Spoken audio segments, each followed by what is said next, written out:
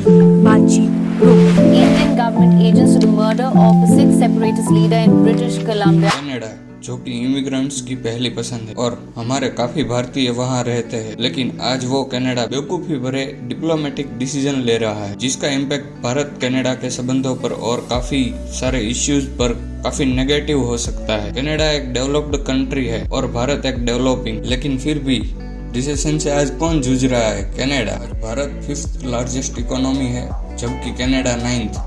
Health care के मामले में भी कैनेडियंस यूएस में जाके इलाज करवाना पसंद करते हैं। फॉरेन पॉलिसी में भी भारत आज काफी स्ट्रांग है। G20 के लिए भारत की विजिट के दौरान ट्रूडो के प्लेन में मेंटेनेंस इश्यू हुआ और दूसरा प्लेन मंगवाया गया तो वो पहुंच नहीं पाया। ये है कनाडा का इंफ्रास्ट्रक्चर। फिर भी कनाडा को लगता है कि भारत को प्रेशराइज कर लेंगे तो वो एक बेवकूफी है। अब बात करते हैं मेन मुद्दे की। कुछ दिन पहले G20 समिट में कनाडा के पीएम जस्टिन ट्रूडो भारत आए थे। तब उनके साथ खालिस्तान मूवमेंट को हैंडल करने को लेकर काफी डिस्कशंस हुए और उनको कहा गया कि इस मूवमेंट को जल्द ही कंट्रोल में लिया जाए। इस डिस्कशंस की वजह से उनको काफी बुरा लग गया और उन्होंने इंडिया कनाडा के बीच में जो FTA यानी कि फ्री ट्रेड एग्रीमेंट होने वाला था वो रोक दिया, जिससे नुकसान दोनों देशों को है। और चाइना के साथ कनाडा के रिलेशन पहले से ही खराब है और भारत के साथ अब कर लिए, जिससे उसके फॉरेन ट्रेड्स पर काफी नेगेटिव इम्पैक्ट पड़ सकता है, क्योंकि चाइना और भारत दोनों एशियन ट्रेड्स में काफी इन्फ्लुएंस रखते हैं और आज की डेट पे भारत इंडो पैसिफिक की एक स्ट्रेटेजिक लोकेशन होने की वजह से काफी इम्पोर्टेंट है। कनाडा ने 19 सितंबर को भारत के टॉप डिप्लोमेट को कनाडा से निकालने का आदेश दे दिया।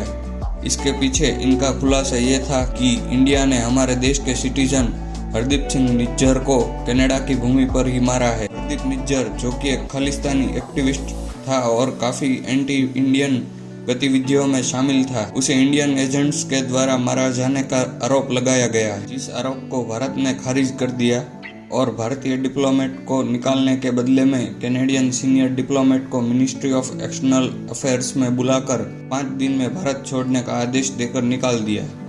क्योंकि आज का भारत 1970 का भारत नहीं है जो किसी से दब जाएगा।